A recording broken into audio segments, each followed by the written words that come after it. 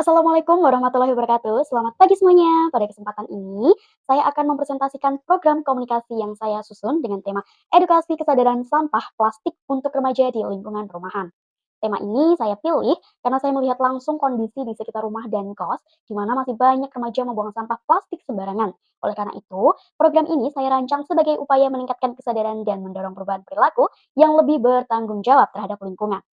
Untuk lebih jelasnya, mari kita masuk ke penjelasan slide pertama. Berikut slide-nya. Di slide pertama ini terdapat latar belakang program. Bagian ini menjelaskan alasan kenapa program perlu dilakukan.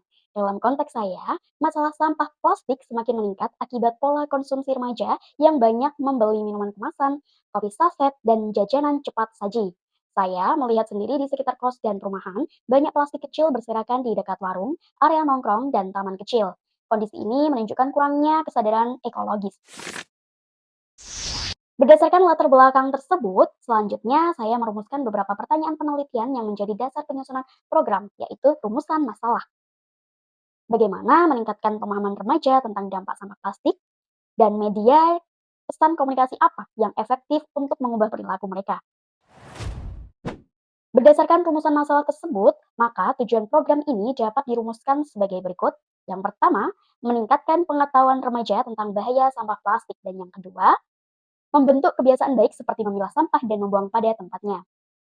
Berdasarkan tujuan tersebut, program ini juga memiliki beberapa manfaat yang dapat dilihat dari sisi teoritis maupun praktis. Yang pertama, manfaat teoritis, menambah kajian ilmu komunikasi lingkungan, dan yang kedua, manfaat praktis, menciptakan lingkungan hunian lebih bersih. Manfaat program ini dapat terlihat lebih konkret melalui contoh kasus yang saya temukan di lapangan. Di jalan menuju kos, saya banyak remaja membeli minuman cup dan meletakkan sampahnya di atas pagar rumah warga. Hal ini memicu komplain dan akhirnya RT meminta warga membersihkan setiap minggu. Inilah masalah yang membuat program ini relevan.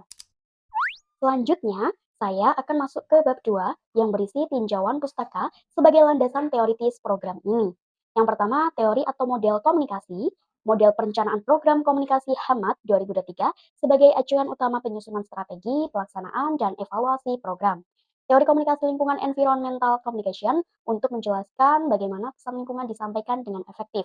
Teori perubahan perilaku behavior change model yang relevan untuk mengubah kebiasaan remaja. Yang kedua, konsep utama, kesadaran lingkungan, pengelolaan sampah plastik, kampanye publik berbasis komunitas, komunikasi persuasif hijau, green communication, dan yang ketiga, penelitian pendukung, misalnya penelitian lokal mengenai perilaku buang sampah sembarangan pada remaja. Setelah membahas landasan teori pada bab 2, selanjutnya saya akan masuk ke bab 3 yang menjelaskan metodologi serta rencana aksi program. Bagian ini menjelaskan bagaimana program dijalankan. Yang pertama, analisis situasi dan audiens menggunakan analisis SWOT seperti disarankan HAMAT 2023. Remaja usia 13-19 tahun di perumahan atau lingkungan RT akrab dengan media sosial terutama TikTok dan Instagram. Dan yang kedua, strategi komunikasi. Strategi dirancang agar pesan mudah diterima. Gunakan konten visual dan video pendek, libatkan tokoh lokal seperti ketua RT atau karang taruna. Fokus pada pesan kesadaran mulai dari satu sampahmu. Yang ketiga, taktik dan kegiatan program. Contoh kegiatannya, yang pertama mini campaign atau hashtag ayo bersih bareng melalui Instagram dan WhatsApp grup warga. Yang kedua, edukasi outdoor di taman kecil atau lapangan. Yang ketiga, workshop daur ulang sederhana, misalnya membuat pot dari botol plastik. Yang terakhir, pemasangan poster kreatif buatan remaja itu sendiri. Yang keempat, timeline program. Biasanya 1-2 bulan mencakup persiapan, implementasi, dan evaluasi. Yang kelima, sumber daya program, peralatan pembuatan konten, sound system, printer poster, relawan warga, dan dukungan anggaran RT atau Karang Taruna.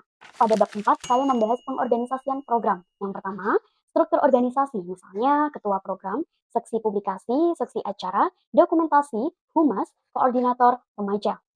Yang kedua, uraian tugas atau job description. Saya, misalnya, ditempatkan sebagai penanggung jawab publikasi untuk membuat konten edukatif di Instagram remaja perumahan. Yang ketiga, anggaran program, termasuk biaya cetak poster, konsumsi kegiatan, transportasi relawan, dan peralatan workshop. Yang keempat, kemitraan atau kolaborasi, misalnya dengan bank sampah setempat, dinas lingkungan kecamatan, komunitas peduli sampah. Sekarang saya lanjut ke bab 5 yang berisi evaluasi program. Yang pertama, jenis evaluasi. Mengikuti Hemat 2023, evaluasi input yaitu kesiapan tim dan alat, evaluasi proses yaitu kelancaran kegiatan kampanye dan workshop, evaluasi output yaitu jumlah peserta, jangkauan konten media sosial, dan banyaknya sampah terkumpul. Evaluasi outcome, perubahan perilaku remaja misalnya kini membuang sampah pada tempatnya. Yang kedua, teknik evaluasi. Kuesioner sederhana, observasi langsung sebelum dan sesudah program, wawancara dengan ketua RT dan juga warga. Dengan memadukan teori, rencana aksi, dan evaluasi yang sistematis, program ini diharapkan dapat menjadi langkah nyata dalam membangun kesadaran lingkungan pada remaja.